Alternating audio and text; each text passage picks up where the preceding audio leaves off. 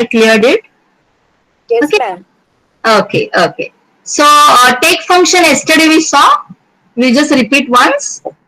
Take three elements from the given list. So I'll use x's.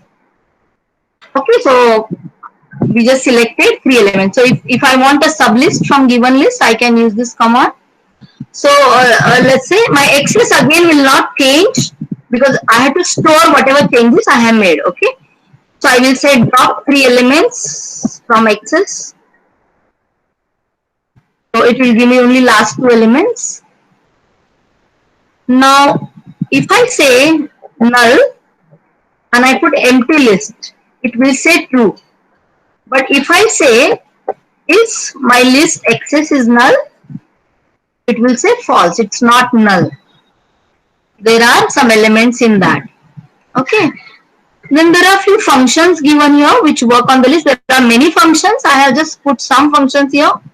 So we will see minimum of access. Okay. So minimum of access is 1. And we will see maximum.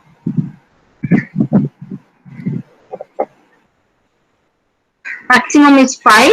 So you can try along with me. Then yesterday we saw sum function. Ma'am, Yeah. somebody wants that, I guess, split add to be We repeated. repeated again. Okay. Okay. Okay. 1 minute. Yeah. I just finished this sum. Yeah. Yeah, yeah. Sum access. So it gave me sum. Okay. We just continue these functions first. Then I'll go back. Okay. Then product. So sum I got. Then I'll get product here. Okay. So product of elements in list. Then length. length. Length of access will give me the length. There are total 5 elements. I want to reverse the elements of list, so I will say reverse access. Okay, so it has reversed the list. Now map is a special function which maps given condition or given another function to every element of list. So here we are taking function OR. So map OR to every element of access, and if it is true, then it will return that two element. Okay, so let's see map OR. So map function applies given function to every element of the list. So access. So what it is saying? Okay, the first number was I think 1. So it was odd. 2 was not odd. So it is saying false. So likewise. So 1, 3 and 5 are shown true. Okay, same way you can say map even. Right? And the one more last function I have written here. It will check element whether 6 is an element of list given list. Okay. So let's say we'll write 6. Now element is in the single quote ELEM access. It will say false because our list has only 1, 2, 3, 4, 5. Okay, so let's change the element. Let's say whether 2 is the element of the list, so it is saying true. Okay, so going back to the splitting of the list, I just repeat, I said we can add the element in the beginning, we can add the element at the end, but if I want to add, let's say here, in my list 1, 2, 3, 4, at this position, first position, a new element should be added. So when we add a new element, this doesn't get deleted, it just gets shifted maybe. So we'll just check. So in this function, I'll just change here because you might get confused with A. This was yesterday's name.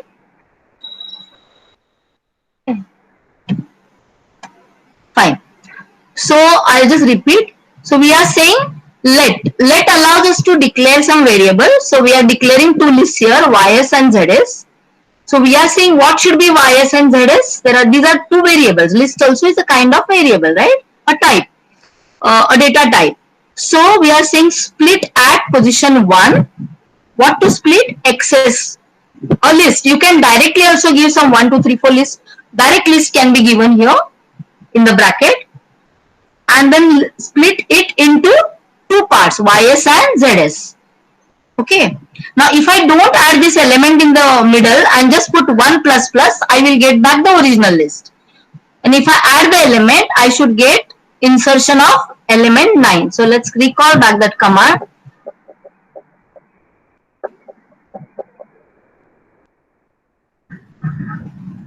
Okay. This one. Okay, so if you see, split at 1.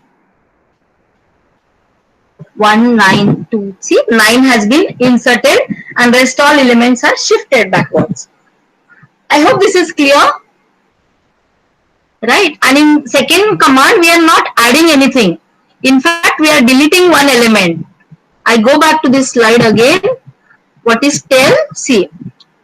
So if I have split list, okay, so this is my ys and zs something. So in the zs function, if this is a zs, then from zs I will delete head and only take the tail. Okay, because I have already split it at position 1. So position 1 is the first element in the z list. I hope you understood it. Okay, fine. There is some. Did you use reverse quote? Okay, element giving error for some of the pieces. If they give error, what you do is you use this particular in your keyboard on the left hand side, extreme left. I'll just type here something. Wait. See here. At extreme left, you have this symbol on the keyboard. Below that, you have one apostrophe s like this. Okay, so you use in the element that particular symbol. Just check.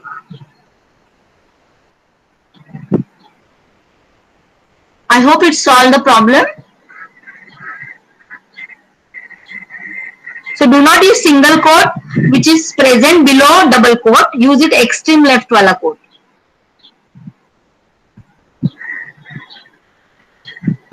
Did you get it? Okay. Yes, it is solved. Fine. So then now we use map function with list. Now we'll see how to filter the list. Okay. So filtering the list also give almost same result. Let's see what it happens. Filter the given list. Odd. Okay. Filter odd excess. So it gave me only odd number, similar to map function. But map function, what is the difference between map function and filter then?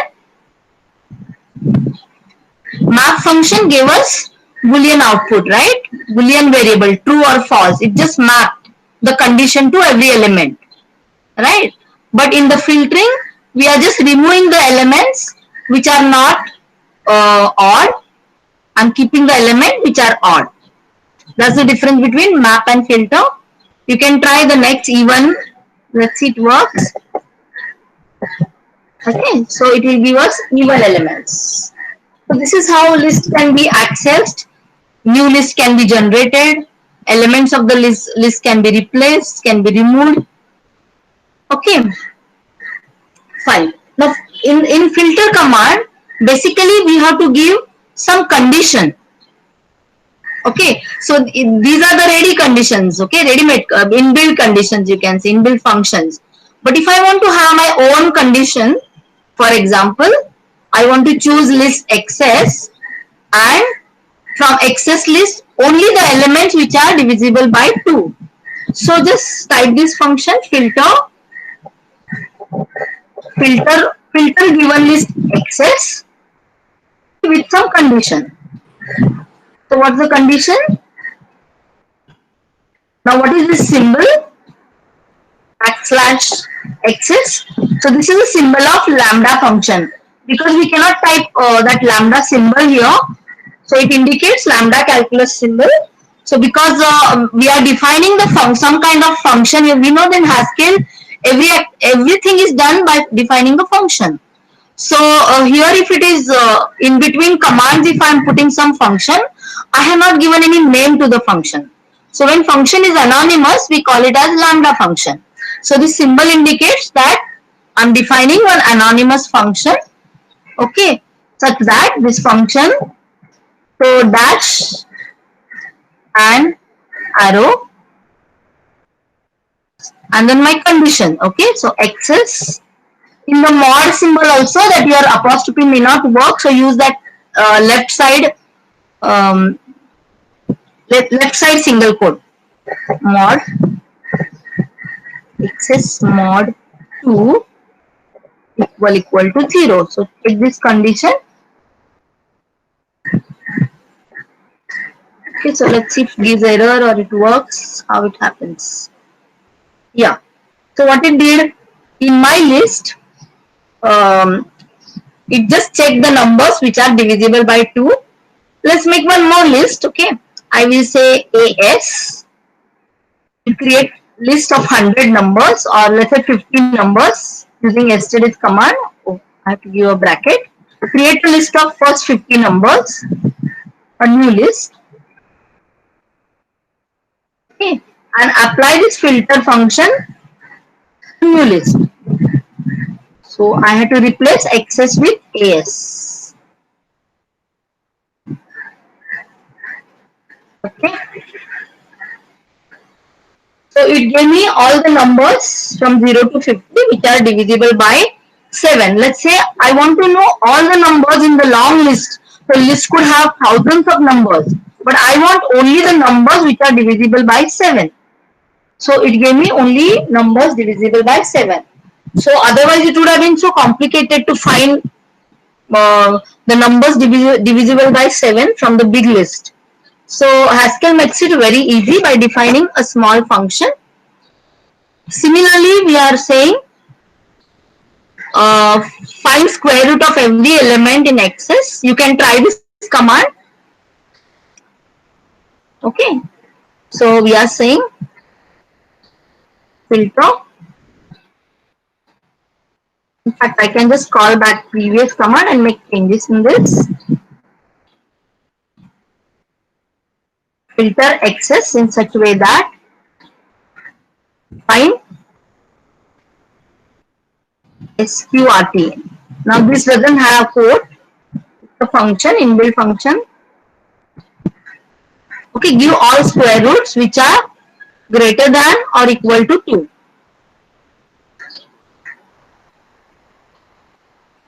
Okay.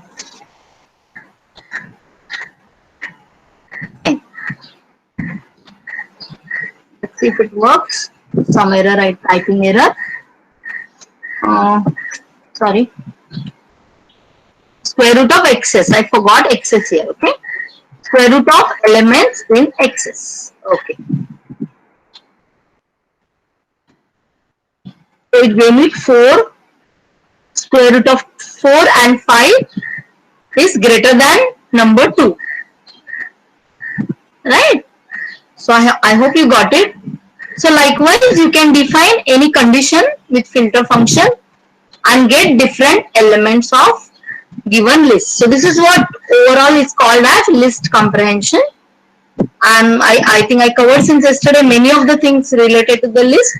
So you can give small questions to students and tell them to build some programs. So now let's come to one more function in the list comprehension. Let's go to the next slide. Okay. So let's see what it does. So before I start this function, I would like to go the explanation given here. So the list comprehension is explained best on this site, Learn Your Haskell site. Okay. So it starts somewhere here.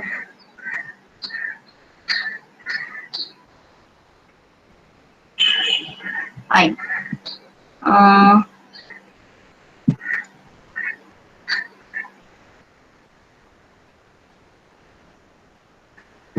1 minute. Yeah?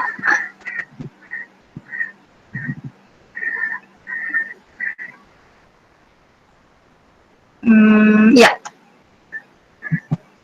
So here is one example given that whenever we want to form a set of numbers from a given set,